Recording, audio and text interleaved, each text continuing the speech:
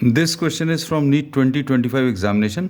Statement of the problem से an electron mass दिया हुआ, चार्ज भी दिया हो, moving with a speed of c/100. तो स्पीड जो दी है c/100 है. c/100 का मतलब ये है कि दिस विल बी 3 × 10⁸ मीटर्स पर सेकेंड डिवाइडेड बाय 100. तो ये 3 × 10⁶ मीटर्स पर सेकेंड आ जाएगा. Is injected into a magnetic field perpendicular to its direction. अब वेलोसिटी के परपेंडिकुलर मैग्नेटिक फील्ड लगाई है. तो वेलोसिटी अभी हम लोग ने x डायरेक्शन में ले लिया, v मैग्नीट्यूड है i डायरेक्शन, और मैग्नेटिक फील्ड इसके परपेंडिकुलर. और मैग्नेटिक फील्ड की वैल्यू जो है वो कितनी, 9 × 10⁻⁻⁴ टेस्ला. और ये अगर वेक्टर है, इस वेक्टर का direction along the y direction अभी हम लोग ले लिया. So we are writing this as j. ये t बना दिया. तो magnetic field is acting along the y direction, velocity along the x direction, दोनों परपेंडिकुलर है. We wish to apply a uniform electric field E together with the magnetic field so that electron does not deflect. Electron does not deflect मतलब net force उसके ऊपर zero आना चाहिए. इसका मतलब ये है कि magnetic force should be equal and opposite to the electric force. ये दोनों इक्वल एंड ऑपोजिट होने चाहिए. मैग्नीट्यूड भी सेम होना चाहिए और डायरेक्शन ऑपोजिट होना चाहिए. तो इक्वल एंड ऑपोजिट के लिए we will be writing this as with a minus sign.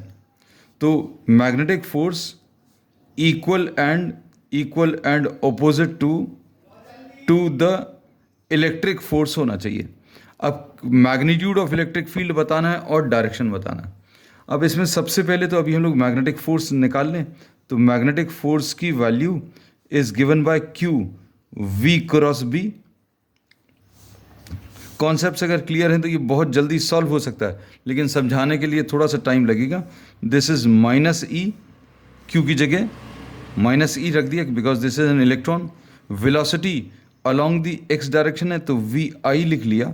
Magnetic field कितना है, 9 × 10⁻⁻⁴ J, because this is acting along the y direction. तो अब इसमें सॉल्व करने पर -E, we are not writing the value, इसको अभी हम लोग B ही लिख दे रहे हैं. एंड में सारी वैल्यूज रख देंगे.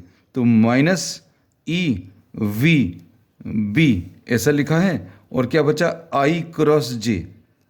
अब I क्रॉस J की वैल्यू कितनी होती है, K होता है. So this will be -EVB K आ जाएगा. तो इससे अभी हम लोग को मैग्नेटिक फोर्स का डायरेक्शन पता चल गया. Magnetic force is acting along the negative K और द नेगेटिव Z डायरेक्शन. तो magnetic force acts along the negative Z direction.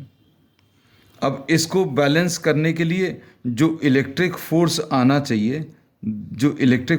चाहिए, this should be along the positive Z direction होना चाहिए.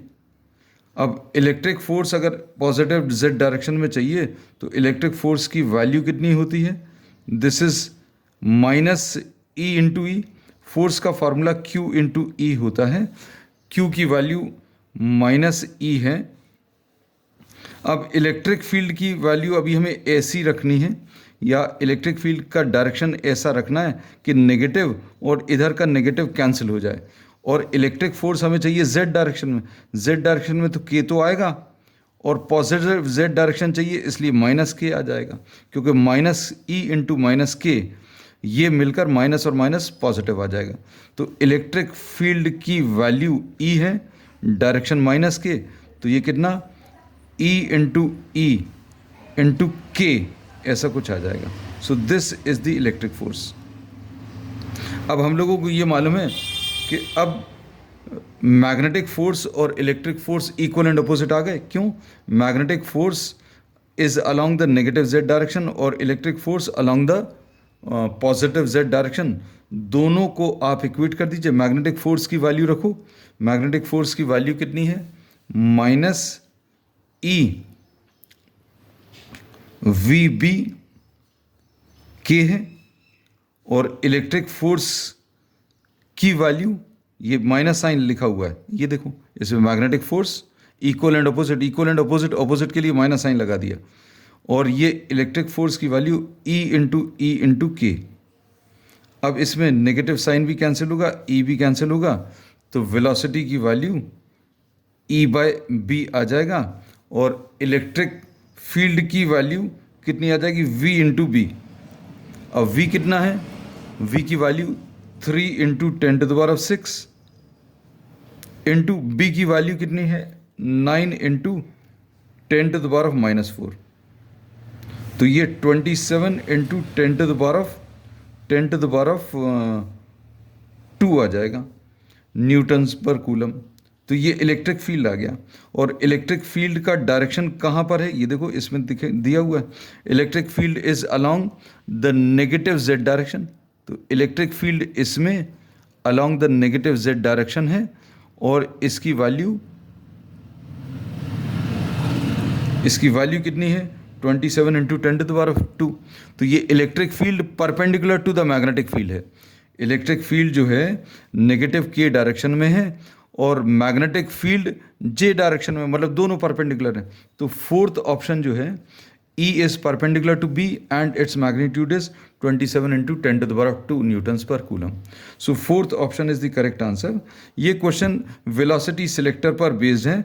Concepts अगर क्लियर होंगे तो आप डायरेक्टली ये फॉर्मूला भी अप्लाई कर सकते हैं कि बैलेंस कंडीशन के लिए या अनडिफ्लेक्टेड पोजीशन के लिए चार्ज के V=E/b होता है, और इलेक्ट्रिक फील्ड, मैग्नेटिक फील्ड और चार्ज का डायरेक्शन ऑफ मोशन तीनों परपेंडिकुलर होते हैं। So fourth option is the correct answer.